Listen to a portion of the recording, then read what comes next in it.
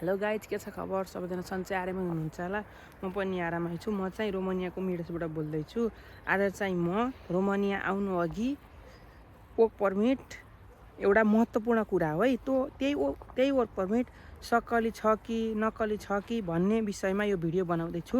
कृपया यो भिडियो अन्तिमसम्म हेरिदिनु होला। सर्वप्रथम हजुर रोमानिया आउनु अघि हजुरको वर्क परमिट हुनु एकदम जरुरी छ। विदेशमा आउनलाई रोमानिया मात्रै नभएर चारैतिर है, जुन आउनको लागि सब चाहिने नम्बर 1 हतियार भनेकै वर्क परमिट हो। वर्क परमिट बिना हजुर यहाँ आउन सक्नुहुन्न। हजुरको वर्क परमिट एउटा सक्कली वर्क परमिट हुन एकदम जरुरी छ। त्यसैलाई कसरी हेर्ने भन्न गइरहेको छु, कृपया ध्यान दिएर सुनिदिनु होला। अब यो मैले जुन कुरा भन्दैछु नि यो कुरा चाहिँ ध्यान दिएर सुन्नु होला। सर्वप्रथम वर्क परमिट हाम्रो नक्कली हो कि सक्कली हो भन्ने कुरा एउटा हाम्रो यहाँको रोमानियन गभर्मेन्टलाई थाहा, अर्को थाहा एजेन्सीलाई। ठ्याक्कै यो फिक्स हो भनेर भन्न हामीले सकिन्न। मैले चाहिँ हजुरलाई एउटा आइडिया दिन थालेको छु। यसो नलेज के गर्नु भने हजुरले सर्वप्रथम हजुरको वर्क परमिट एकचोटि सरर हेर्नु। त्यो वर्क परमिट कुन भाषामा लेखिएको छ, रोमानियन सरकारले हजुरलाई दिएको छ भने अथवा रोमानियाबाट आएको वर्क परमिट छ भने त्यो अवश्य नै यहीँको रोमानियन ल्याङ्ग्वेजमा हुन्छ। त्यो बुझ्न एकदम जरुरी छ। यदि सक्कली हो भने रोमानियन भाषामा हुन्छ। अनि अर्को कुरो के गर्नु भने हजुरले एकातिर वर्क परमिट राख्नु, अर्कोतिर दायाँपट्टि हजुरले वर्क परमिट राख्नु, बायाँपट्टि हजुरको पासपोर्ट राख्नु। हजुरको पासपोर्टमा लेखेको नाम वर्क परमिटमा छ कि नै खुलस्त रूपमा, अनि हजुरको डेट अफ बर्थ खुलस्त रूपमा छ कि नै, अनि पासपोर्ट नम्बर खुलस्त रूपमा छ कि नै, त्यो एकदम मिल्दोजुल्दो मिलेको छ भने अनुमान लगाउन सकिन्छ कि यो वर्क परमिट सक्कली छ भनेर।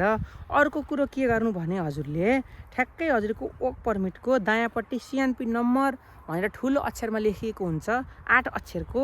त्यो नम्बरलाई एकचोटि कपी गरेर गुगलमा गएर हेर्नु।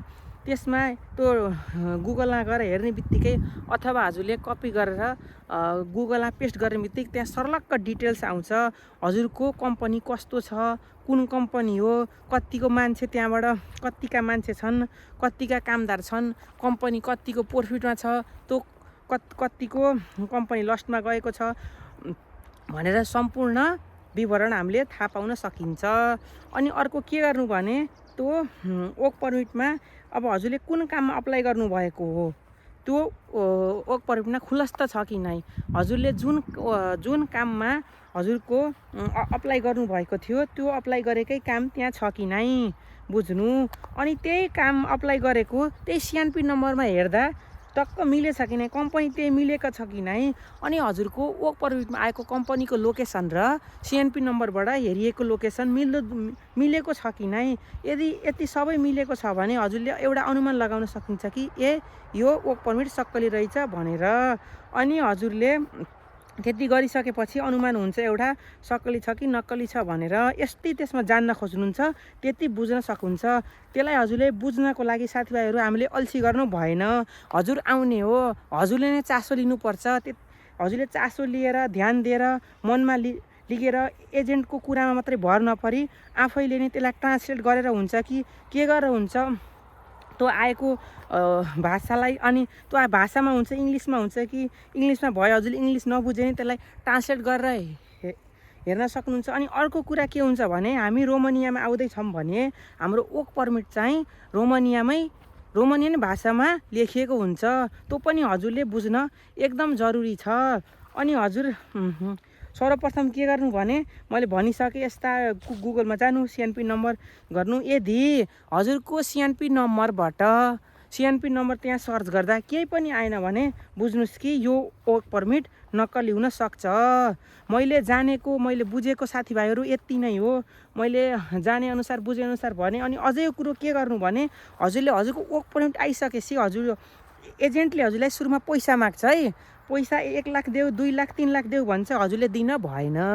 हजुरले रोक्न पर्यो कि मैले पछि दिन्छु, पहिला सुरु मेरो फिक्स काम हुन पर्यो, त्यसपछि मैले मात्रै हजुरलाई पैसा दिन्छु भन्न पर्यो। अनि एउटा कुरा के हुन्छ भने हजुरको वर्क परमिट सक्कली छ भने केही महिनामै हजुरको एम्बेसी दिल्लीमा डेट आउँछ त्यसपछि मात्रै पक्को हुन्छ कि हजुरको वर्क पर्मिट साँचो रहेछ। यति नक्कली छ भने आउन्न।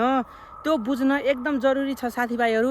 हामीले त्यस्तो नहोस् यस्तोमा भरममा नपरौँ भन्नलाई नम्बर 1मा कुरा के बुझ्नु पर्यो भने एकदम राम्रो भरपर्दो सरकारको मान्यता प्राप्त भएको मेन पावर हामीले छान्नु पर्यो। त्यस्तो मेन पावर छानियो, राम्रो मेन पावर छानियो, भरपर्दो मेन पावर छानियो, सरकारबाट अनुमति प्राप्त भएको मेन पावर छानियो भने यस्तो नहुन सक्छ।